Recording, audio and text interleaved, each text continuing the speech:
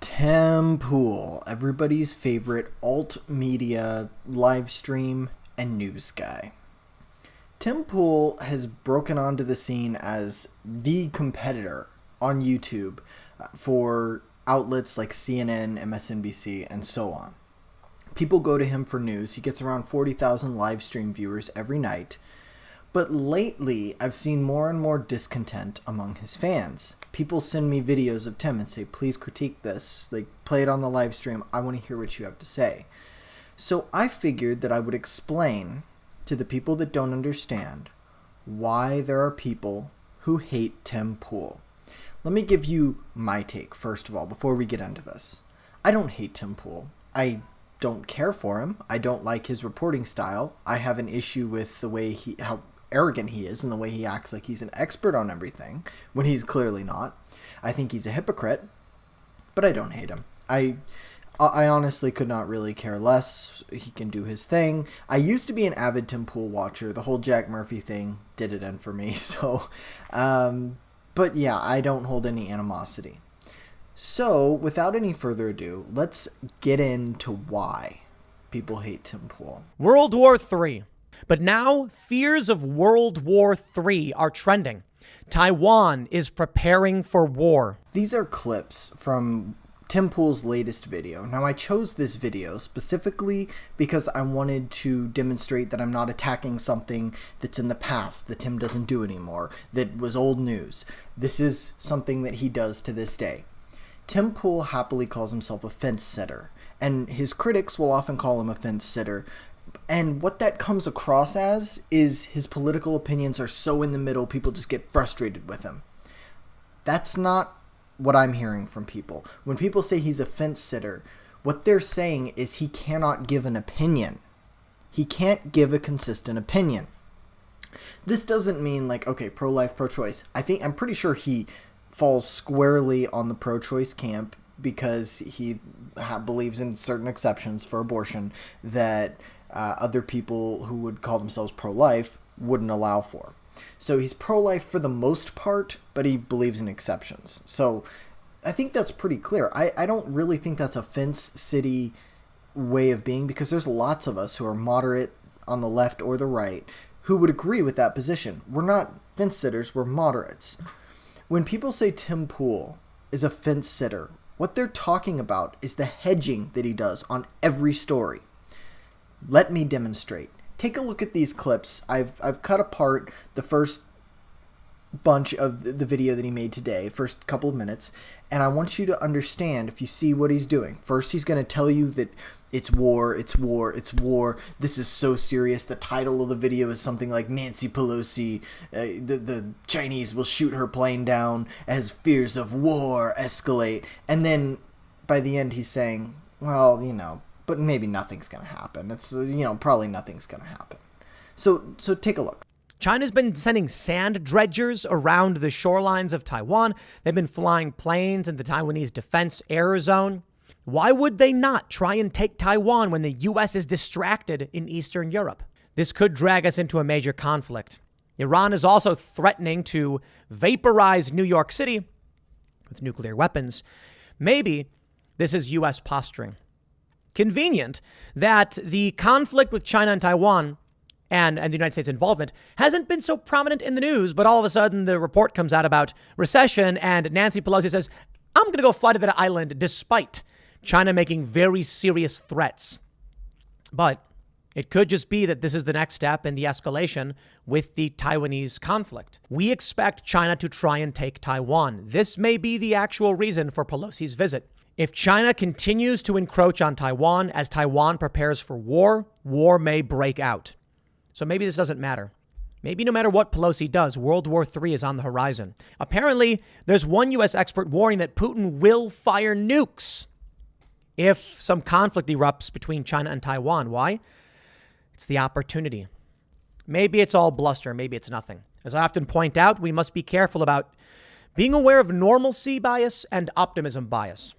World War III really is trending, but should we really fear it? But Jack, I can hear you say, he's just being honest. He's just saying he doesn't know what's going to happen. Well, yeah, Yeah, I agree. But here's the thing.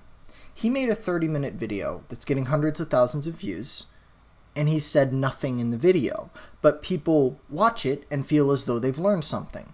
They watch it and they say, well, Tim says this could be war, or this could be not war. But in all reality, looking at the story yourself, what do you get from it? That there could be war if they shoot down the plane, or not war if they don't shoot down the plane. So you didn't learn anything, and he didn't give you any specific information about what's really going on and what the implications are. He didn't tell you what his opinion actually is and why we should put weight on that opinion. He didn't tell you about anything concrete in this story. It's nothing but, look at this happened, so it could be this or it could be this. And if you're anyone who's capable of critical thinking, it told you nothing.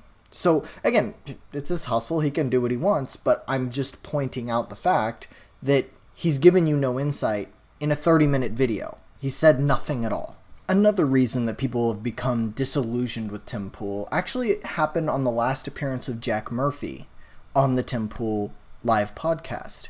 Now, during this conversation, Tim and Jack actually discussed in depth plans to bring their people to West Virginia to find an area that's sparsely populated, take over the political offices, and make their own place, I guess you could call it a cult, where their political views are espoused by everyone there and held, all the positions of power are held by their people.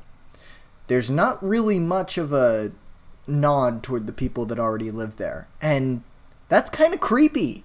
If I'm being honest, that's kind of creepy. It's what happened to Colorado when weed was legalized. It's what happened to Portland when they decided to, bring in the hippie scene. They decided to cater to these people. Well, you end up with mobs of Antifa. It's what happened to Seattle. All those specific types of people banded together and said, we want the school boards, the legislature, the sheriff's office, the mayor, everyone. We want those to be our people. And they took it over. Now, if we are upset with the people on the left doing this, we must be upset when the people on the right do it too. Take a look. And then they come and work at a media organization. People are going to call you a gentrifier, Timmy. They can call me whatever I want. That's a CRT leftist propaganda. I don't care about that. The people who live there are going to be like, look, the people we'll attract for these jobs who live in the area are going to be like, I worked with my hands. I know what a hard day's work really means. And then they're going to be, those values will be coming out of that broadcast tower. I don't really think we'll build a skyscraper because I think skyscrapers are impractical. But we were talking about finding an old, decaying city and just buying up property and renovating and then expanding. Totally. And you should do that also in a place where you can also run people for county executive board and sheriff and have your own police and legislature and school system. I mean, yeah. Yeah. You can go see that whole video, by the way. I have a video on my channel somewhere called Jack Murphy and Tim Pool, Creepy Conversation about West, something like that. It's a while ago I did it. But anyways, this goes in lockstep with Tim Pool saying that he wants to call out the media and the media is doing it wrong and blah, blah, blah. But he's doing exactly the same things that they're doing. Just look at any video. He reads mainstream media articles and critiques them. At the same time, out of the other side of his mouth, he critiques the fact that Fox News reports on what CNN is doing, and CNN reports on what Fox News is doing. MSNBC comments on Fox News and CNN, and they both critique MSNBC right back, and so on, and this is what all of their stories are. Tim Pool does the same thing. Now, again, he can do whatever he wants. But the hypocrisy is pretty blatantly obvious, wouldn't you think? Speaking of hypocrisy, another issue that people have with Tim Pool, and this is one I don't personally have an issue with, but this is one I've heard. Tim Pool tries to keep his show quote-unquote family-friendly, right?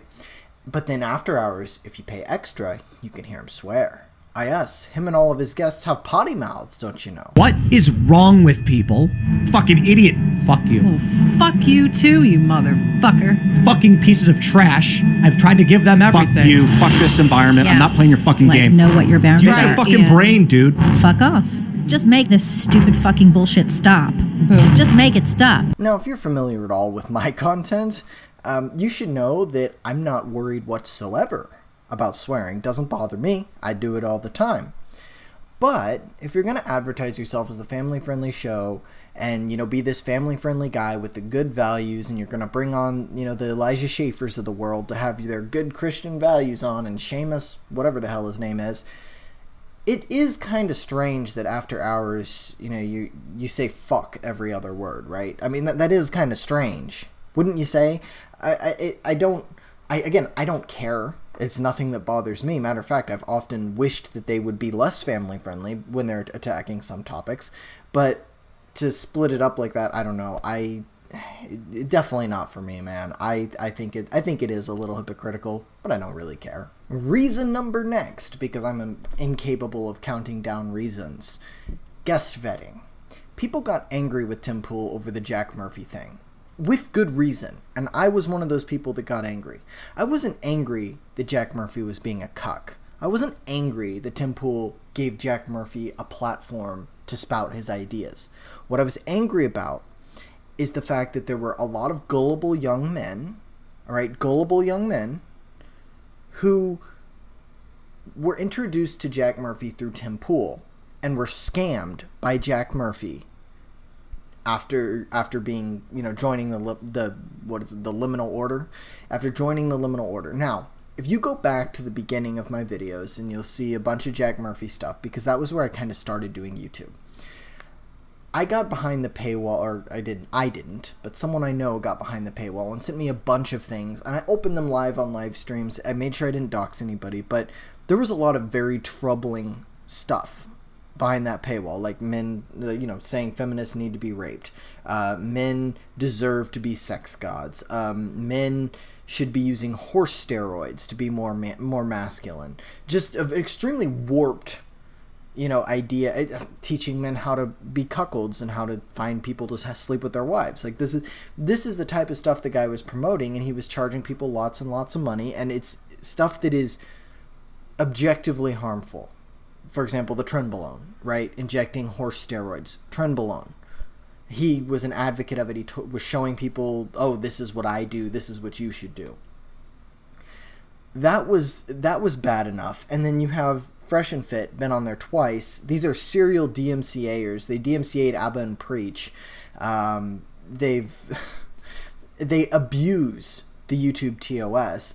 And they're just overall scumbags. They are scumbags, and you're bringing, not only are they scumbags, they're really stupid, but you're bringing them on to your show and associating yourself with them and giving them that platform. Again, I'm not here to deplatform anybody, but I don't want to associate with anybody that associates with Fresh and Fit. They're despicable human beings. Now, to be fair, in the last time that Fresh and Fit were on, Tim destroyed them on DMCAs and basically told them how stupid they were being, abusing the DMCA due to the YouTube TOS. But the guest vetting has been a problem for a lot of people. R.A. the Rugged Man was another one. I mean, it was an interesting show. He called Tim a bitch and then slapped the microphone. That was kind of controversial, but, you know, a lot of the fans were just like, oh my God, what is this? Now, I understand that Tim wants to have conversations with everybody. I'm a fan of that. I like that. But when it's somebody like Jack Murphy or Fresh and Fit, if you're platforming them and giving them legitimacy to your fan base, what you're doing is exposing people, impressionable people in your fan base, to to subscribe to these types of creeps. And by subscribe to, I mean joining the liminal order, paying into the Fresh and Fit courses for, you know, pickup. I mean, just really scummy people doing scummy things that are ultimately harmful. If it's just, you know, a scam that's going to take your money from you, whatever. But what these people, the Fresh and Fit pickup artist stuff and all their toxic alpha bullshit, that's actually harmful to people that do it. And the same goes for Jack Murphy and his liminal order. I fully believe that stuff is actually very harmful. It's not Tim's fault that people go and buy those memberships, but the fact that he platformed Jack in front of his audience and gave him this legitimacy, I think is his fault, and he should have vetted that better, especially because Jack Murphy was a well-known scammer way before that. Reason number 5, because it feels like it should be reason number 5 by this point. The Civil War. There have been statements from foreign security advisors, international security experts saying we're facing down high probability of civil war. And I know it sounds crazy. We are in a cold civil war, to a potential civil war.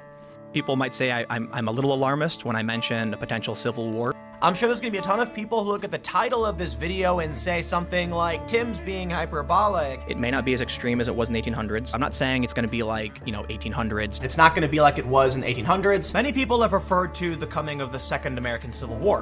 I think you get the picture.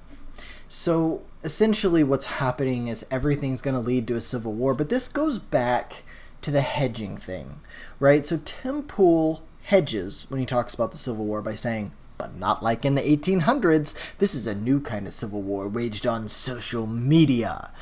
And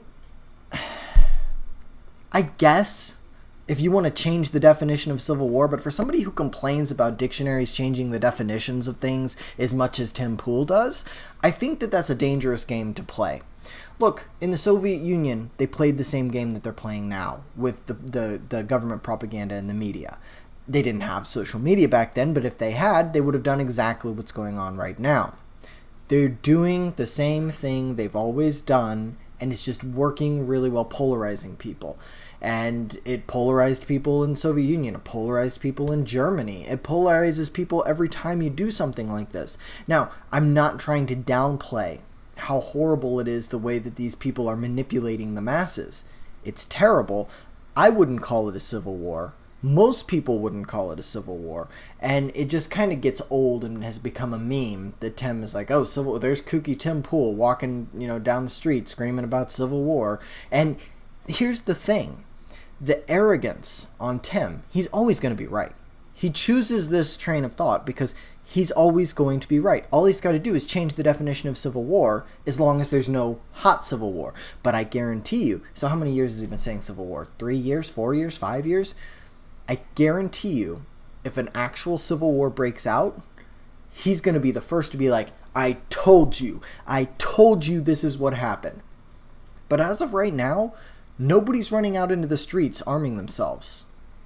Except Black Lives Matter. And the final reason, the arrogance. Now, the clip I'm about to show you isn't exactly what I'm talking about, but it's funny as fuck, so take a look. I had a very normal teenage years and 20s and everything, dating, hooking up, partying, all the good stuff. And I skateboarded all the time, and I was arrogant, cocky, just awful person, all that. And the ladies loved it. I'm exaggerating a little bit, but I mean, they kind of did. And now I'm in my 30s, and I can go on dating apps and be like, oh yeah, yep, you got it. And then these other guys who are like 26 have no experience because guys like me have dominated the dating apps for the entire time. Tim, you were never dominating dating apps. Let me just say that. Tim believes that he is an expert on everything. Religion, skateboarding, keto, fitness, and diet, which is kind of a pet peeve of mine. He tells everybody, do this keto thing, works so good for me. Tim, you don't know anything about keto. Nothing at all. Okay? Stop telling people to do something when you have no clue what the ramifications of it are. He's an expert film critic. He is an expert on politics, obviously, because he reads other people's news articles all day. He's an expert on culture, relationships, and dating. Now, let's contrast this to Joe Rogan. I don't like Joe Rogan very much. I don't dislike Joe Rogan. I just think he's kind of boring. All right? Attack me for it. But Joe Rogan, whatever else you might say about him, is an exceptional listener, and he knows how to ask questions. He asks, and then he shuts up and lets the other person talk to him. And that's why so many people are compelled by his podcast. Now, I don't particularly like the topics of his podcast, so I don't watch it. I'll watch when there's a guest that I am interested in on. But he's really good at eliciting information from those people, no matter what the topic. He knows how to get them to start talking, and then he just shuts his mouth and lets them go. Tim doesn't do that. Tim pushes back. If his guest is an expert in something, he's going to push against him. If his guest is not an expert in something, he's going to push against him. And the minute he sees that he might be right, he begins pushing harder than ever. If he sees that he might be wrong, he gets angry. Tim Pool needs a reality check. He's not that smart. Okay, I said it. Now, great businessman.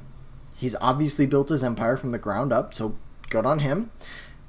But he's not some exceptional intellect. He just isn't. And I'm sorry if that hurts your feelings, but it's absolutely true. Look, I'm not here to just be a hater. I'm here because I've had people ask me questions about this and people try to express it and not be able to express it the way that they want to. So I'm trying to give a little bit of a voice to that. If you like it, give it a thumbs up, subscribe, follow me on Twitter at SeattleAJ. If you didn't like it, give it a thumbs down and tell me why you didn't like it. I am perfectly okay with your comments, and so I don't delete comments. I read them all. So let me know what you think, and I will see you guys next time. God, you know how I know Tim Pool is bald? Because he can wear this beanie all the time. Jesus Christ, I have way too much hair for this.